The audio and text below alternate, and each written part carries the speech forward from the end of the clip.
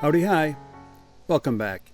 I'm John's dad and you're watching the next time video in the series on planning for and hiking the King's Trail in northern Sweden. I refer to it as Kungsleden, which in Swedish means the King's Trail. That kind of makes sense, doesn't it? This was an awesome experience. I hope after watching the video series you now have a spark in your soul to take on Kungsleden.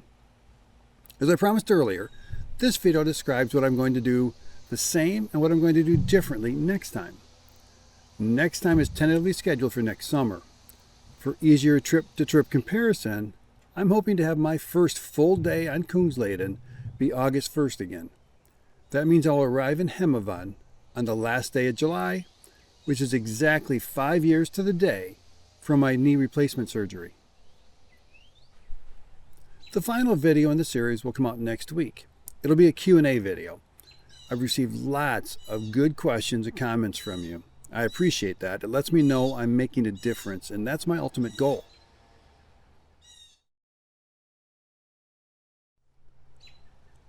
First, I'm going to talk about the things that I will do basically the same way. Of course, everything gets tweaked, but these are the strategies that will remain fundamentally unchanged. First, I'm going to remain a member of the Swedish Tourist Association, STF, Svenska Turistföreningen, and I recommend you do the same. They do great things for the nature and the wildlife in northern Sweden, and all over Sweden actually. The membership cost is justified with only a couple nights in one of the mountain stations or in mountain cabins. In the Q&A video, I'll show you how to use the FTF website to take advantage of some of their benefits.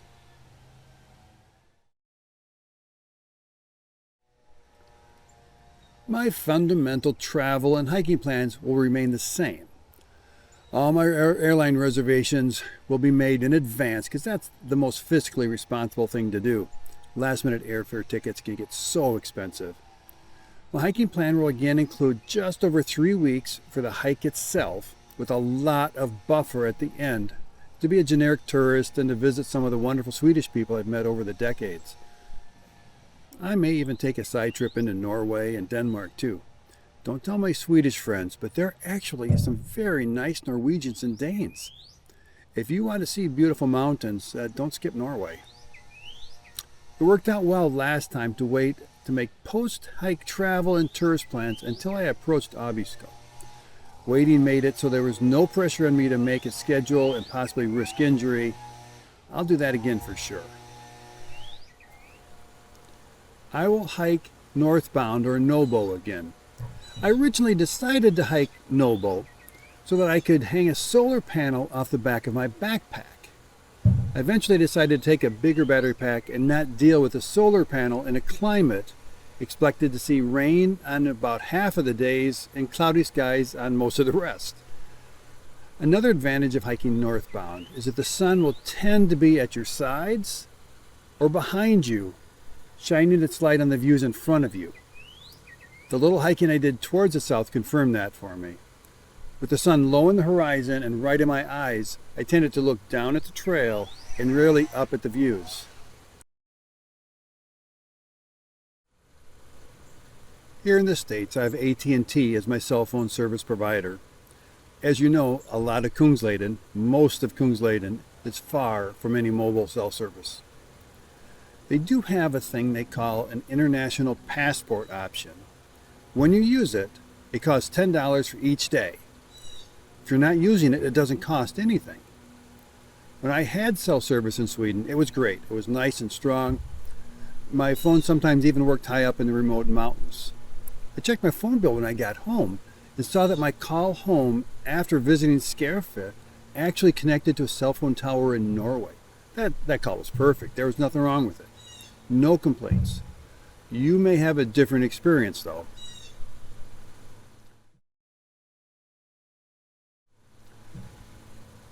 I'm not going to change my fundamental layering plan for my clothes.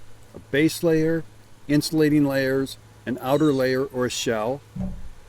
It was regularly very windy, so I wore my raincoat or my shell all the time. Some of the individual garments will change. One of them I wore out and I threw it away. but the strategy is going to stay fundamentally the same. Rain pants are now required as part of my outer layer or shell. I talk about that in my earlier videos and in depth in my book. I need rain pants, and so do you.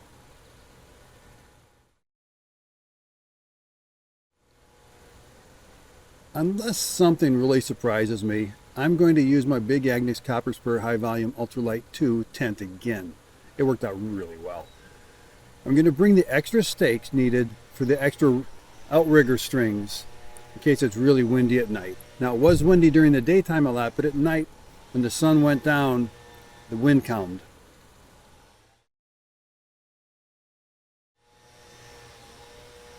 It still freaks me out, but people sleep with their food in their tent when hiking Kungsleden. No protection for the animals is needed. The animals haven't associated people with the food yet. So I picked up a lighter and stronger Dyneema food bag, but basically I'll be sleeping with my food the same way.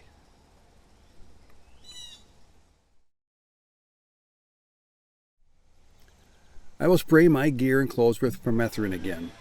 Insects rarely bothered me, but I saw others being attacked feverishly every day. What I did worked.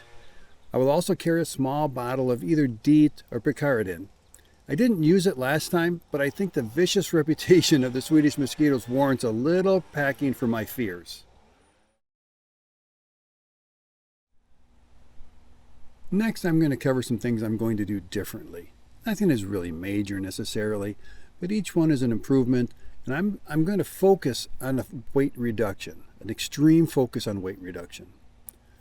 Given that Kungsleden hike is an extremely remote and potentially hostile environment, and that is much longer than a typical weekend or week-long trip, I took extras.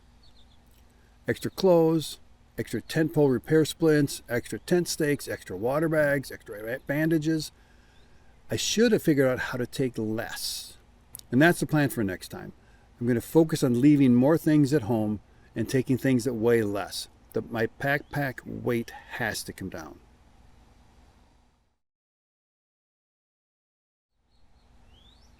Battery power was the most offensive of my overpacking. You pack your fears, and boy did I pack them when it came to batteries. I had more than twice the battery power I needed.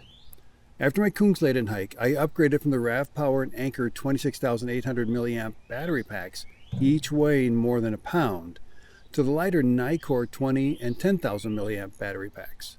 While 30 milliamps is still more than what I need, the combination of the two smaller batteries weighs 22 ounces or 600 grams less than just one of the other batteries. Carrying two smaller capacity battery banks also gives me a backup battery in case one of them fails or gets lost. I met a woman in HYOH whose battery pack took an unauthorized swim at a water crossing. She was begging for electrons from anyone who could spare them. Luckily, I had lots to spare. When I was backpacking in Alaska last summer, I dropped my battery bank. I broke one of the charging connectors. Luckily, the other one still worked. If I had broken both of them, I would have had a real problem. Having the two smaller battery banks will give me some backup, and it weighs a little bit more than it should maybe, but I need the protection. Yeah, at least that's my fear.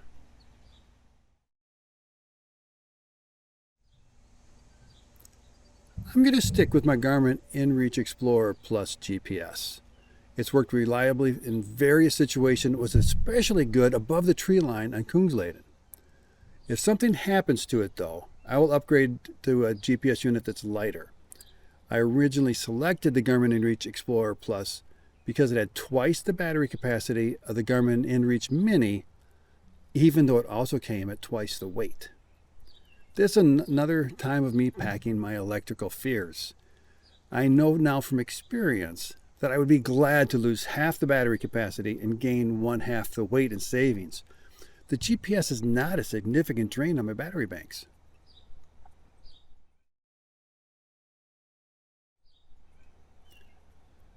My Olympus camera weighs in about at 1/2 pound. It takes good pictures, but it's almost 10 years old. Camera technology, especially cameras in phones, have come a long way. I'm going to leave the old reliable camera at home and will use my phone for all videos and photos. I picked up an external memory stick that will plug into my phone so I can offload pictures and videos if I fill it up.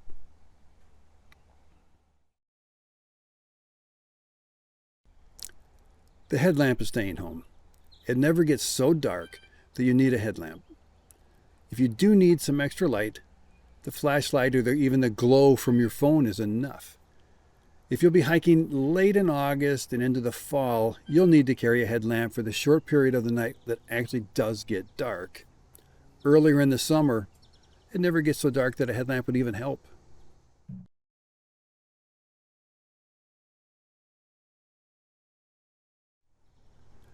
I've ordered a 950 downfill at Light and Equipment Quilt, rated for 10 degrees Fahrenheit or minus 10 degrees Celsius. Even though I was very happy with how my REI Magma 15 degree down mummy bag performed last time, this change will save me a half a pound.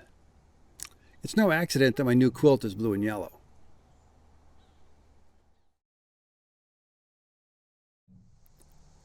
I have a new air mattress. My old Thermarest air mattress I used on Kungsleden earned its keep over more than a decade of backpacking. I used it for hundreds of nights. You should not infer anything negative about my decision to swap it out. I was very happy with it. Sometimes things just wear out after lots of use. On this year's hike on the Appalachian Trail, I noticed that some of the baffle seams were starting to release. I just happened to see it visually. It never affected my sleeping, but I have had air mattresses pop entire baffle tubes. It makes it uncomfortable, if not impossible, to get a good night's sleep. My intention was to buy an identical air mattress as a replacement. Instead, I upgraded to a Thermarest Neo Air X-Lite NXT, which will save me more than 100 grams. Hey, it counts. I haven't used it yet, but I have every expectation that I'll be just as happy with this one as I was with its predecessor.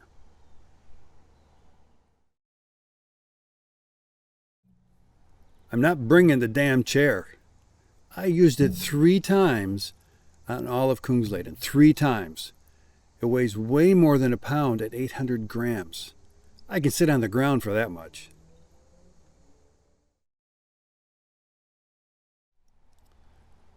The 5 paper maps I carried weighed more than half a pound, about 250 grams. This is a lot. I will always carry paper maps and a compass, but I'll rely mostly on the Gaia GPS app on my phone again. For paper backup, my plan is to use a Kungsleden Atlas that weighs only half of the paper maps. Being smaller, the Atlas will not have all the same detail, but I don't think that's going to affect my hike.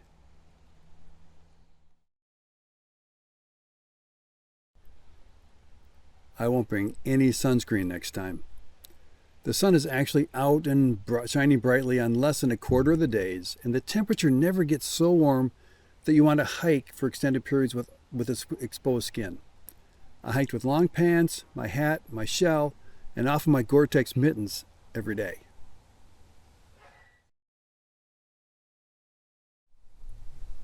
As I said, I'm going to bring my tent and basically the same camping gear, but I plan to visit and stay in STF cabins more often.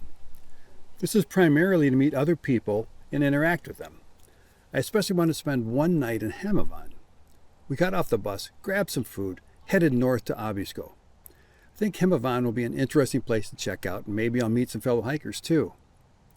Backpackers are interesting people. Kungsleden is often very far down on the list of trails that people want to hike. The people you'll meet have hiked tons of trails around the world, and they've got lots of experiences they want to share.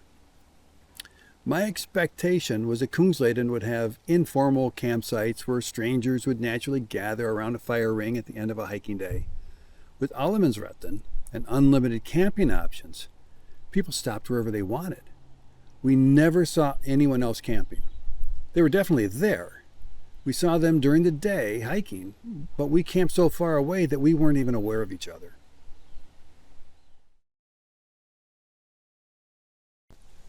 Along with everyone else camping at the non-existent campsites, I had assumed incorrectly we would have long evenings sitting around on my 1-pound chair and my 1-pound camp shoes. This didn't happen either.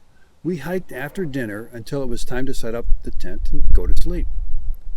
I haven't decided if I'm going to leave the camp shoes at home or not. The shoes I took were not appropriate. They started to stink pretty badly from being wet and from being on my feet. I picked up some Crocs, which still weigh the same, about a pound, but they don't pick up that repulsive vomit-inducing odor. If the water crossings had been just a little deeper, I could see myself switching into the Crocs to keep my hiking boots drier. What are your plans on using for water or camp shoes, if at all?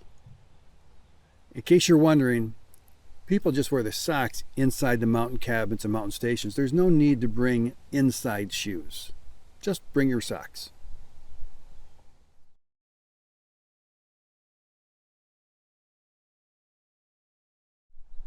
Hike your own hike. I'm going to hike at a slower pace, and in general, I'm going to be hiking shorter days. I need to stay within my comfort and my safety zone. I hiked faster and further than I really should have to keep up with the younger hikers in my tramway. I will need to keep reminding myself that there are nice people coming up from behind me too. I fell 5 times, and each time was a direct result of trying to go too fast.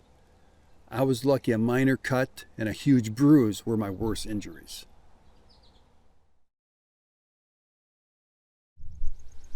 As you probably know, last time I prepared and sent myself 4 resupply boxes. I'll stick the link up here. They went to Ammarnäs, Jäkvik, Kvikkjokk, and Sotelukta. You know, they worked out okay, I guess. I never ran out of food or any other supply. My video on how to resupply along the trail details how I'll plan to do it next time. Basically, I will carry the food I need plus 1 day of emergency food.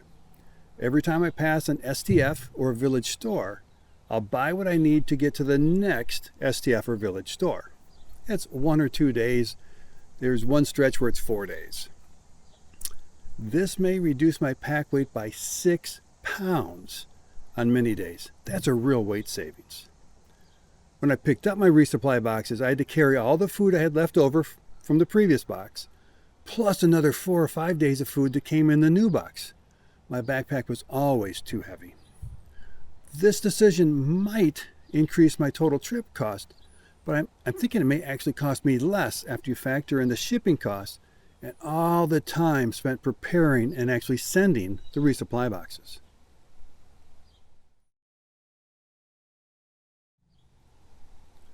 I upgraded my stove to one that brings water to a boil a lot faster. I like my old stove. It's reliable, it lights on the first try, it has a very dependable and solid low heat setting. I still take it on some trips. My new MSR Pocket Rocket Deluxe brings water to a boil really fast, and that's a true measure of success on Kungsleden. This difference became really obvious at Sitojaure, when my water hadn't started boiling yet and other people were already eating.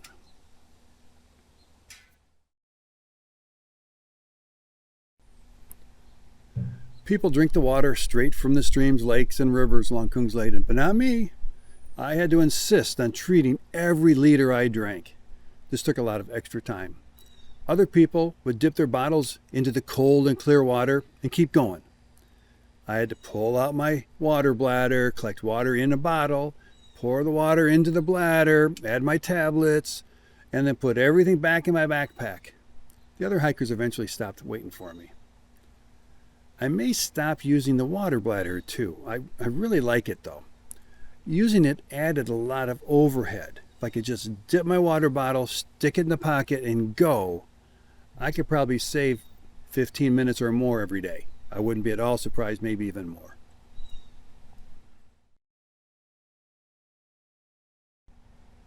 I was offered lingonberry soft, or fruit juice, at all the mountain cabins I passed. I had to decline because my titanium mug was buried deep inside my pack with the rest of my kitchen gear. It needs to be packed on the outside or an outside pocket with an easy reach so I can accept a big drink of the refreshing liquid.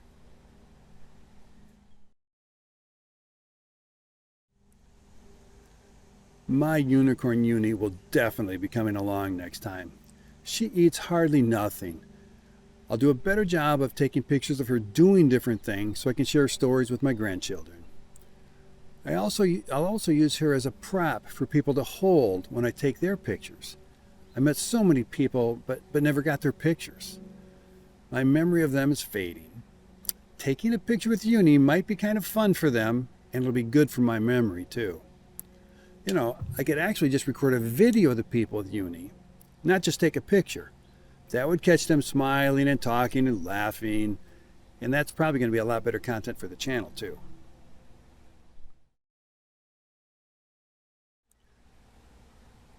I hope this video series has helped you figure out your hiking plans and your gear requirements for Kungsleden.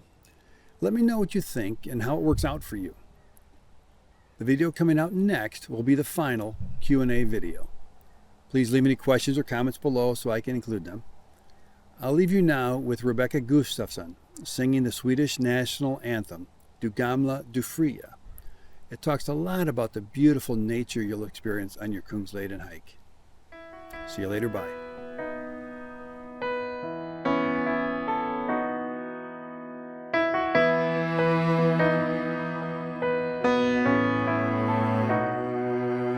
Du gamla, du fria, du fjällhöga nord, du tysta, du glädjerika sköna.